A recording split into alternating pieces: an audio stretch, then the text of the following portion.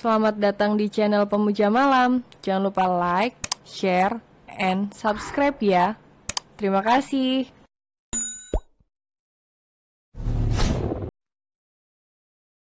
Episode 7 Menyesal Menikah Denganmu. Gelapnya malam sudah tergantikan dengan terangnya sinar matahari yang begitu cerah. Namun tidak secerah wajah Aurelia yang masih berkabut dengan gelapnya malam. Saat ini wanita muda itu masih berselimutkan dengan ketakutannya seorang diri, melebihi takut akan melihat makhluk halus. Dia masih menatap ambang pintu dengan netranya yang sebab dan bengkak, serta selalu saja memiliki pikiran negatif jika dia keluar dari kamarnya lalu bertemu kembali dengan suaminya. Jujur dia ingin sekali minta tolong dan berteriak agar tetangganya bisa datang ke rumah. Namun hatinya tidak mau diajak kompromi. Jarum jam pun terus berputar, tanpa disadari sudah jam 9 pagi. Dengan tubuh yang masih gemetaran, Aurelia menempelkan daun telinganya ke daun pintu untuk memastikan jika di luar kamarnya tidak terdengar suara Davi. Agar dia bisa keluar dari kamarnya, dirinya sudah minta dituntaskan hajatnya untuk ke kamar mandi, yang sedari tadi dia tahan karena takut bertemu dengan Davi. Dirasa tidak mendengar ada suara apapun, diputarlah kenop pintunya, lalu menyembulkan kepalanya terlebih dahulu untuk memastikan keadaan aman. Tapi menurut kebiasaan yang dia ketahui Davi jam 9 pasti tidak ada di rumah, sudah berangkat kerja. Alhamdulillah, tidak ada. Gumam Aurelia sedikit bernapas lega, dia pun keluar dari kamar dan bergegas ke kamar mandi. Di saat Aurelia berada di kamar mandi, bersamaan itu juga mobil Davi tiba di depan rumah mereka. Beberapa menit kemudian, dada Aurelia bergemuruh saat baru keluar dari kamar mandi.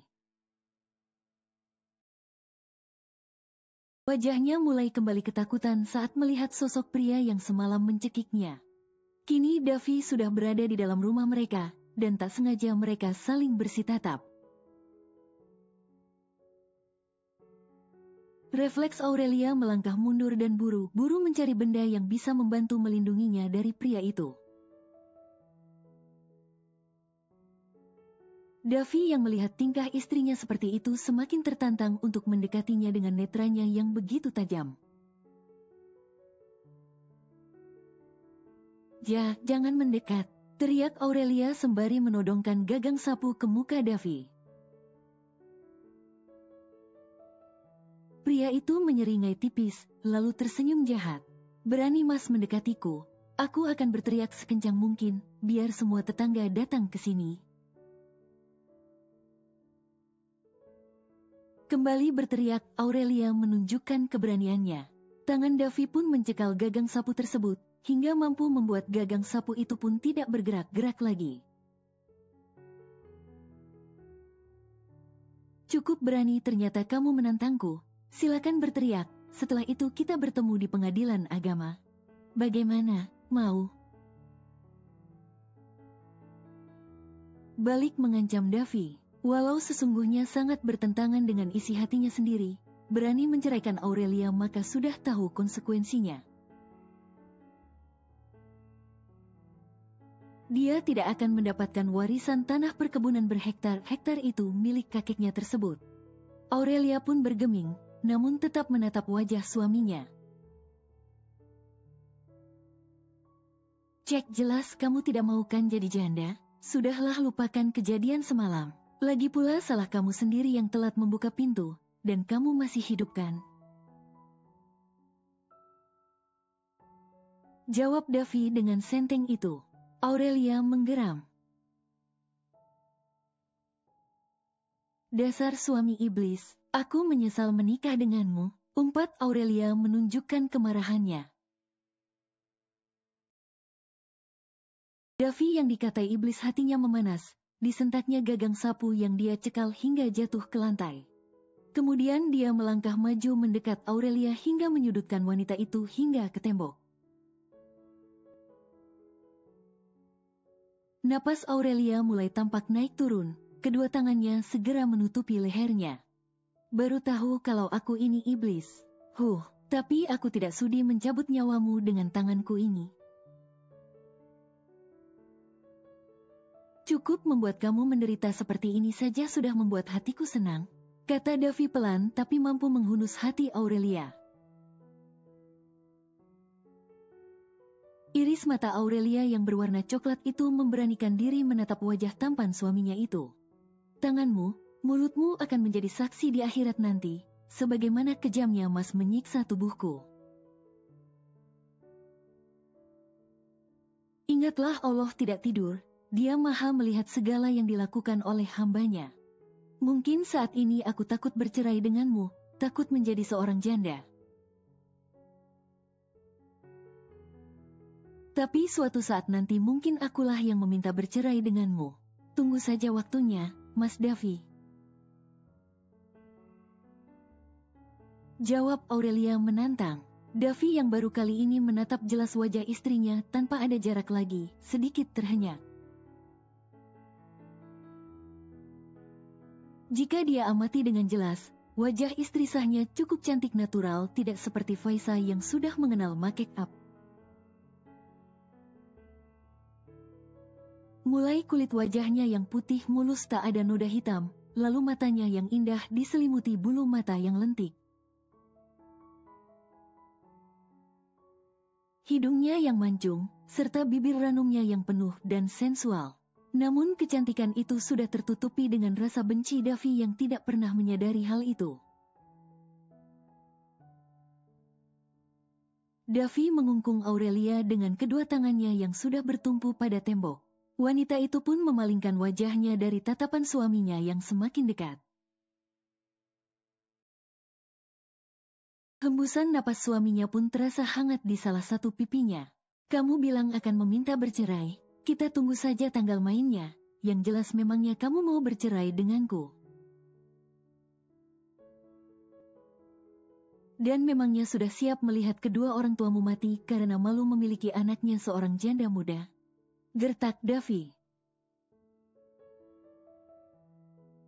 Aurelia pun langsung menoleh dan menatap pria itu dengan menajamkan netranya, lalu. Untuk pertama kalinya Aurelia menamparkan wajah Davy, hingga pria itu terkesiap. Kamu, sudah berani melawanku, bentak Davy. Sudah cukup selama 3 bulan ini Mas selalu menyiksaku. Kesabaranku juga sudah habis Mas. Aku ini salah apa padamu hingga Mas membenciku? Balas Aurelia meninggikan suaranya. Lalu mendorong dada pria itu, agar terlepas dari kungkungan suaminya. Davy yang baru terdiam sejenak, langsung sadar dan mengejar istrinya untuk memberikan pelajaran lagi. Namun, berani mendekat, maka jangan salahkan aku melukaimu Mas. Kata Aurelia dengan lantangnya, satu tangannya pun sudah memegang pisau dapur, dan mengarahkan ke tubuh Davy. Aurel, jangan main-main, itu benda tajam.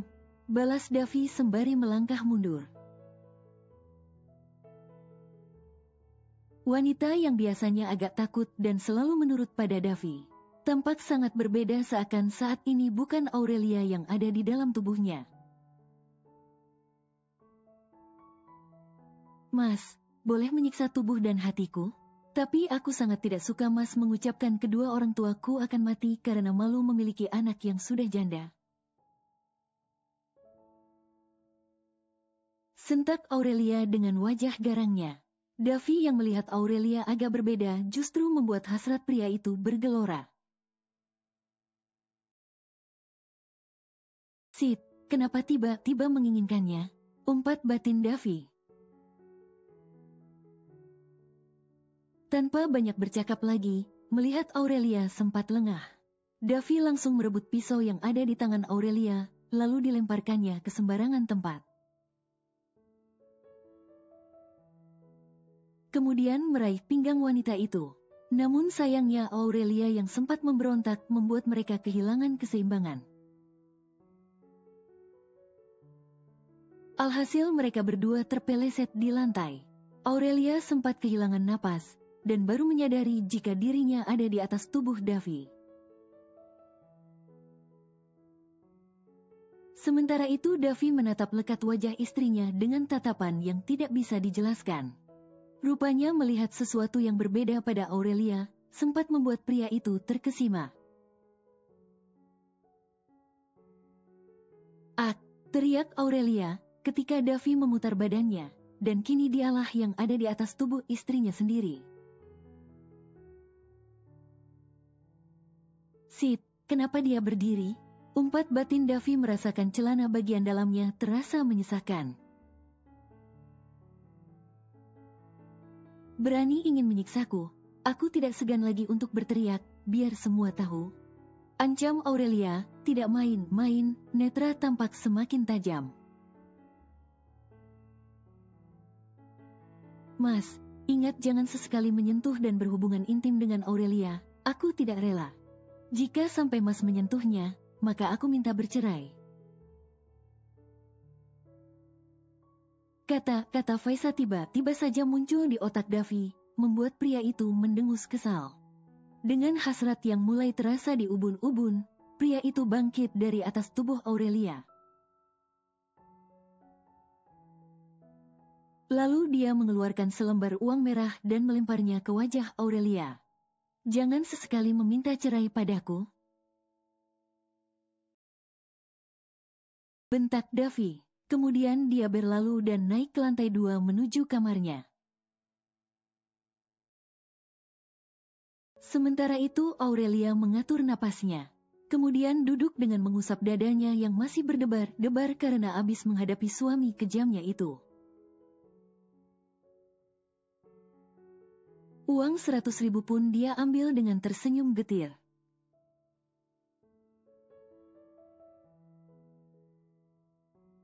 Usai menuntaskan hasratnya dengan bersolok karir di kamar mandi yang ada di kamarnya, Davi mengemasi beberapa baju ke dalam tas besarnya, lalu kembali turun ke lantai bawah. Pria itu sempat celingak-celinguk mencari keberadaan istrinya, namun sayangnya wanita itu tidak ada di rumah. Karena saat ini dia kabur ke warung Butin dengan berbekal membawa uang 100.000 dari Davi. Butin kira-kira punya saudara gak yang mau jadi pengasuh balita. Kebetulan saudara saya lagi cari orang buat anak majikannya, babysitternya berhenti kerja, kata Lilis yang kebetulan masih nongkrong di warung Butin. Aurelia yang sudah ada di sana, langsung menatap Lilis. "Bu Lilis, saya boleh gak melamar jadi pengasuh?" Lilis menatap lekat wajah Aurelia yang bertanya tentang lowongan pekerjaan sebagai pengasuh anak.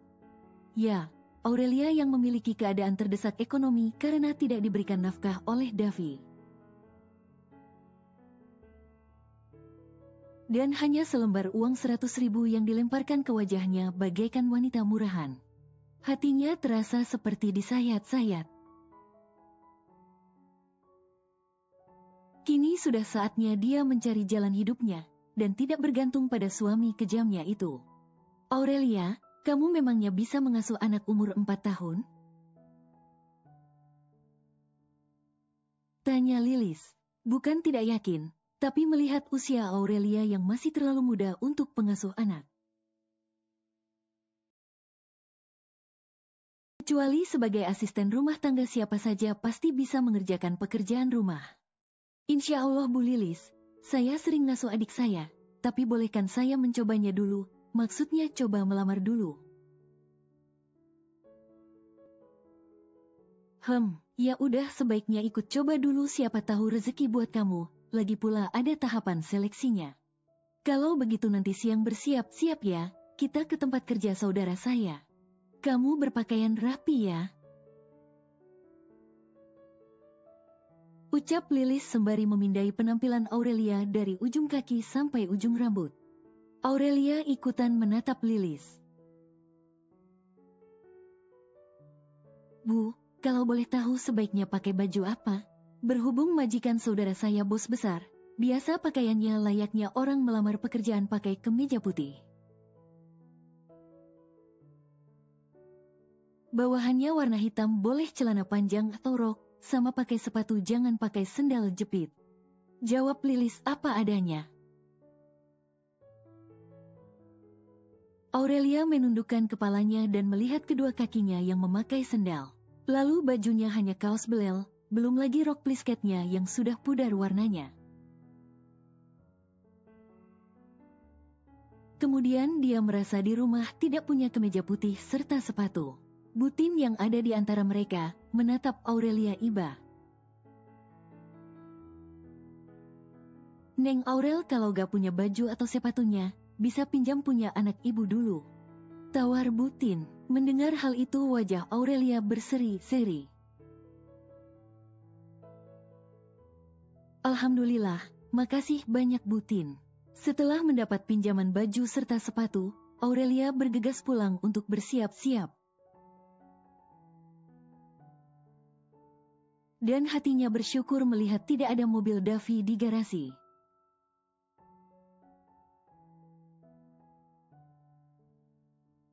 Mansion Emran. Matahari tepat di ujung kepala, sinarnya pun semakin terang hingga mampu membuat kulit terasa panas.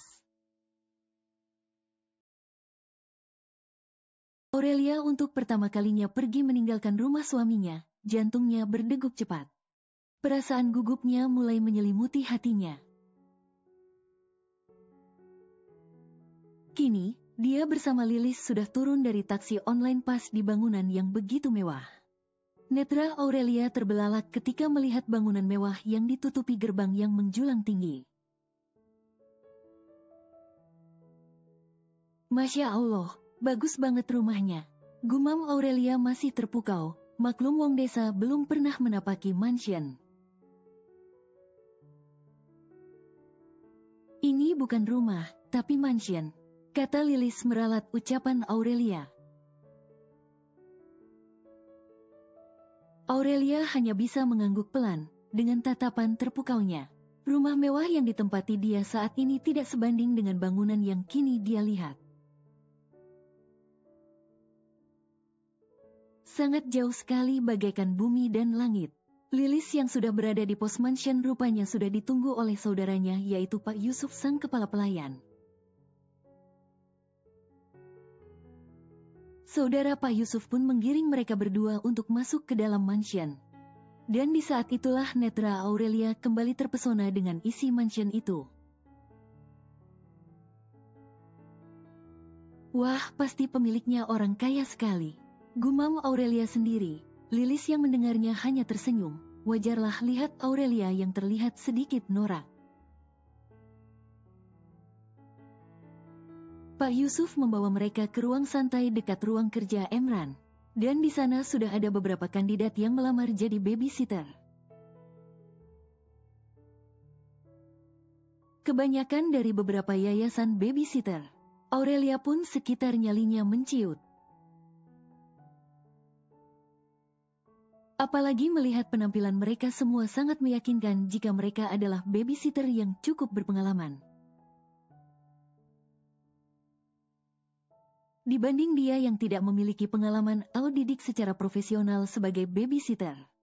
Lilis yang melihat keraguan di wajah Aurelia, menepuk lembut bahu wanita muda itu.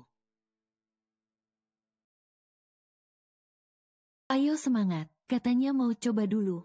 Bisik Lilis, Aurelia hanya bisa tersenyum getir, lalu kembali melihat saingannya. Satu persatu kandidat sudah mulai dipanggil untuk diwawancara oleh sang majikan di ruang kerja.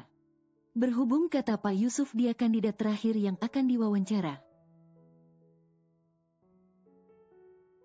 Aurelia memilih beranjak dari duduknya dan berjalan di halaman samping untuk menghilangkan rasa gugupnya. Baru saja melangkahkan kakinya beberapa langkah untuk menikmati panorama yang indah di halaman samping. Suara tangisan anak kecil terdengar kencangnya. Astagfirullah. Gumam Aurelia setelah melihat apa yang terjadi di depan matanya.